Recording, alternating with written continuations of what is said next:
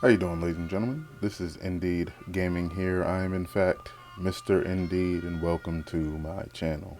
Please do like, share, and comment on this video, and we're gonna get right into it.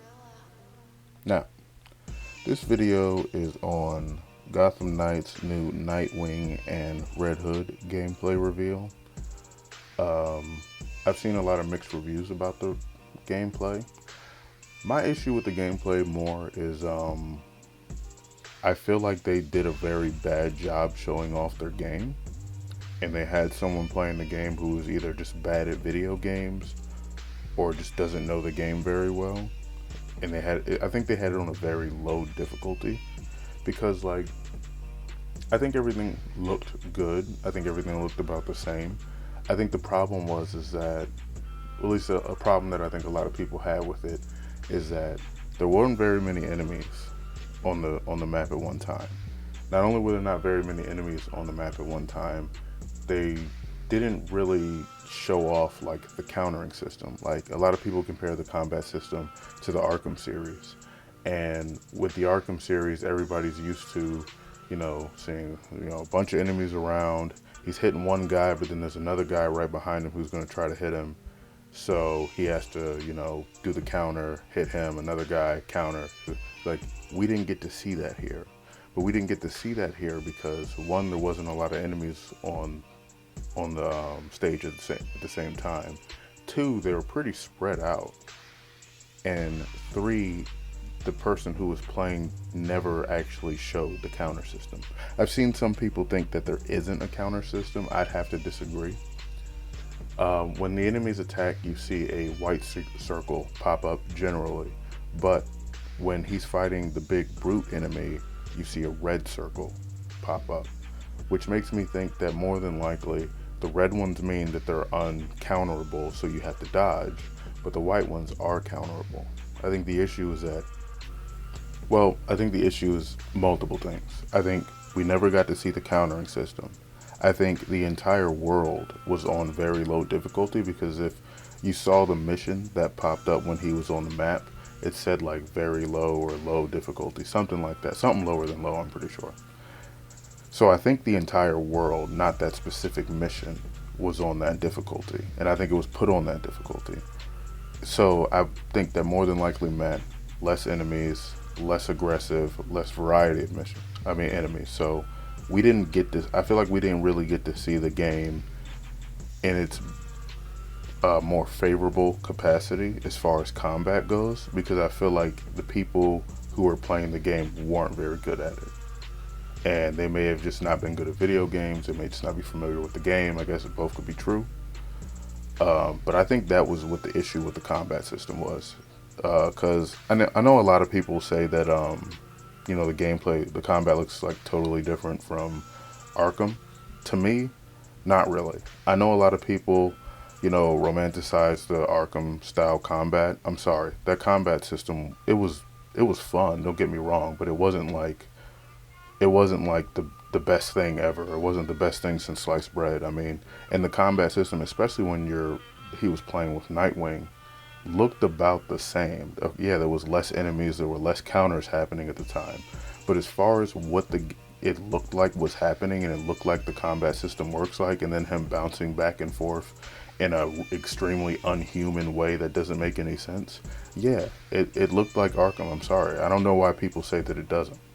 I think that we just need to see the game maybe at a higher, I'm hoping, I should say, that a higher difficulty that you can set on the world would be more enemies, more aggressive enemies, and more variety of enemies.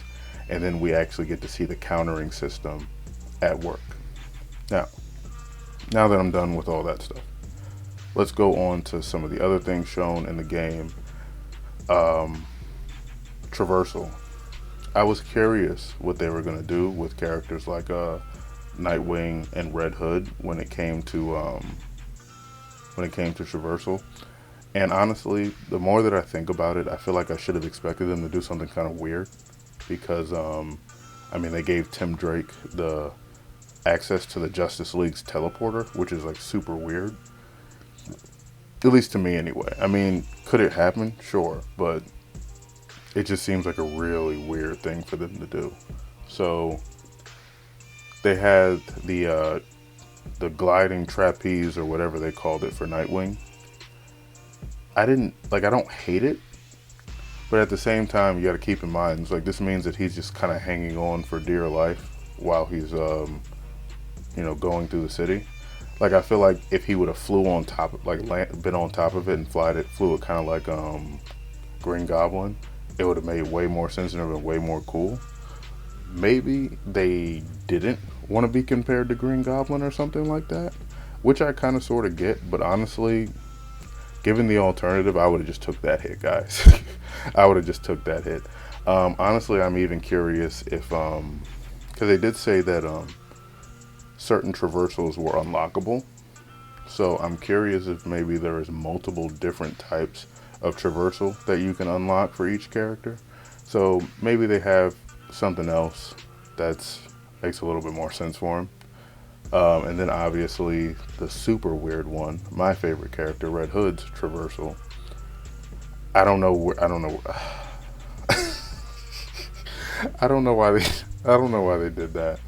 Like honestly, I really would have rather they just say, yeah, he just gets around by jumping and using his grappling hook. Like even if they would have just let them swing around with the grappling hooks, I know it would have been compared to Spider-Man and blah blah blah.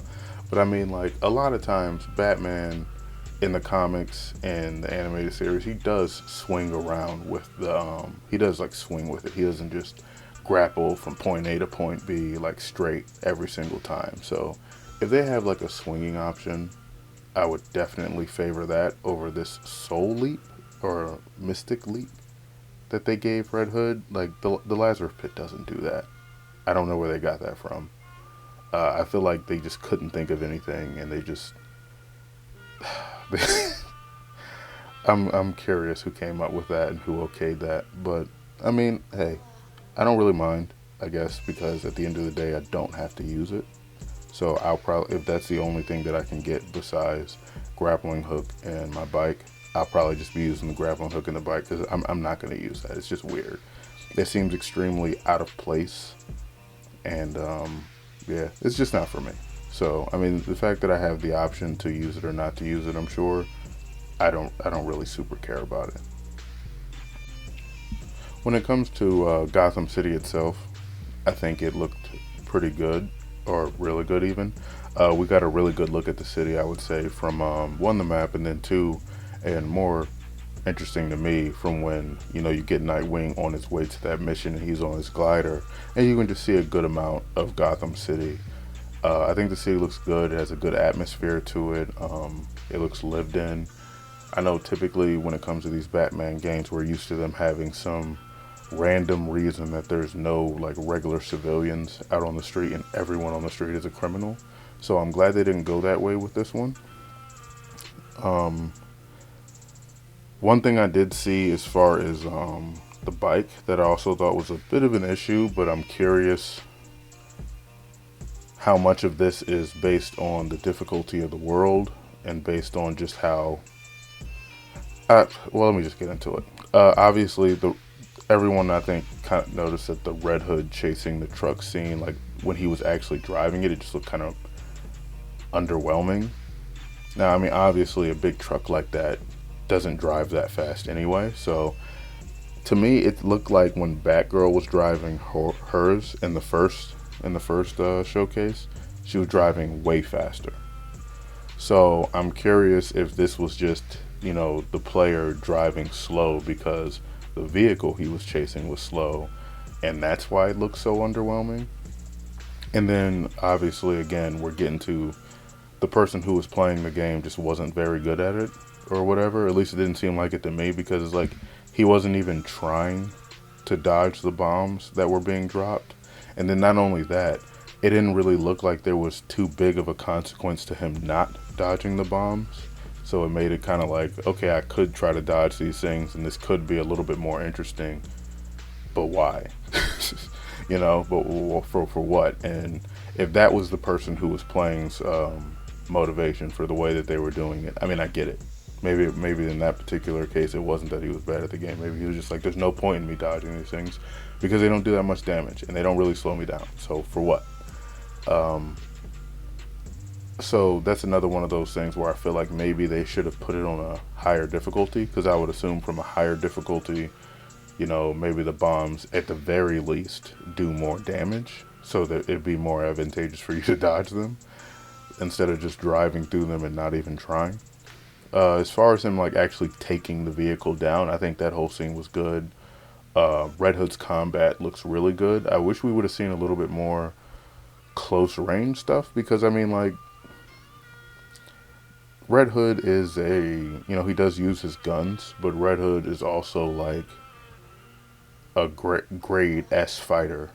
I think he's been trained by more assassins than everybody in the Bat family, besides maybe Cassandra.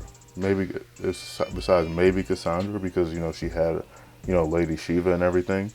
But even Red Hood has been trained by Lady Shiva. He's also been trained by the League of Assassins. He's also been trained by, what, I'm gonna buckle down and find that comic book and find out what the name of this mystical assassin group is that he got trained by. That is when he had the flaming swords and stuff. But yeah, like, he's not like just someone who's just gonna show up and shoot everybody. It's like he's been trained by more assassins and ninjas than Nightwing or Damien even. So it's kind of weird that they decided to go the big brute and I just shoot people type of route with him. I mean, the shoot people thing I get, but him being so big, like when you see him in normal clothes next to Dick Grayson, like, he is huge. He's like my size. Matter of fact, he might even be a little bit bigger than me, which is crazy. So that's stuff I seen. It's a little weird. But I feel like they could have showcased this gameplay better. Like, I do like this where they wanted, because obviously this is something that they wanted to show more main story, more of the Court of Owls and stuff like that, which is cool. And then wanted to show like more like basic gameplay stuff, like just free roam gameplay stuff, which I like. But I feel like they just showcased it very poorly. The difficulty was too low. There wasn't enough enemies. They didn't show off the combat system the way that I think it needed to be showed off. Because, I mean, again, to be fair, I don't know for a fact that there's a counter system in the game. But given the white and red circles and just the type of game this is and the type of game that it's coming off of, it wouldn't even make any sense for there not to be counters in this game. So that's pretty much my thoughts on it. Oh wait, the suits. The suits look really good. They didn't really show off as far as like how stats were too much. Like, stats seem like extremely basic, almost to the point where it's like I feel like there's not really a reason to have them. But I mean, they have like mods and stuff like that as well when you looked at the menu. So there may be some other stuff that we just haven't gotten to see yet. Well, I know there's stuff we haven't gotten to see yet. I wish they would have showed off a little more, but I mean, there's still 5 months until the game comes out, so we've got more than enough time. I'm sure eventually, maybe in a couple of months, they're going to go into a more deep dive of the combat system, a deep dive of the variety of enemies that we're going to run into, and hopefully at some point we do get a Rogues Gallery trailer so we can see what type of villains that we're going to be running into this game. Like I've said in other videos I've done whole videos on it. There is a crazy amount of villains that I would like to see in this game. Not all of them would need to be on the same level of the Dr. Freeze mission that we saw in the first gameplay, but some things that are like close, some of the people could pull off things close to that, or maybe even worse. Like, you got people like Scarecrow, Joker. They could even bring in that weird new villain that came out like 4 or 5 years ago, Bloom. Even though I don't know, I don't really need to bring him in. But yeah, I want to see a lot with this game. I'm hoping that, like, I want it to be a story-driven game, obviously, but at the same time, I want things to do once the game is over and not just beat up a whole bunch of random nobodies. So I'm hoping that they really bring the Rogues Gallery in on this game, and a more like a side mission, and dynamic world events type of situation. And then we have, like, the set story that has certain villains in it, but not all of them. You know what I mean? But that is all I have for this particular video. I know I've not made a video in an extremely long time. I don't really have any excuse for doing it. I just kind of sort of didn't feel like it anymore. I may start making a good amount more. I actually did just recently start playing For Honor again. I meant to make an Elden Ring video. I done beat the game like 5 times now, so maybe I should do a review of that or something like that. But that's all I got for you guys in this one, and I will see you in the next one. Indeed.